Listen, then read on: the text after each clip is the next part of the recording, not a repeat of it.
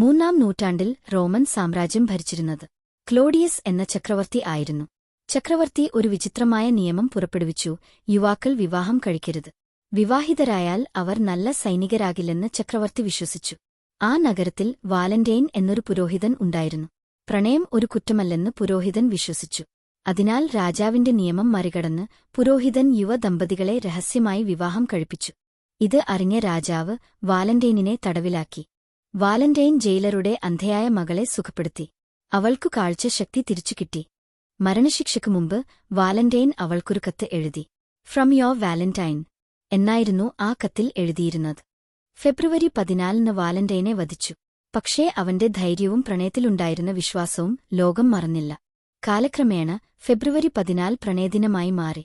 ഒരു മനുഷ്യൻ പ്രണയത്തിനായി ജീവൻ നൽകിയ ദിനമായി.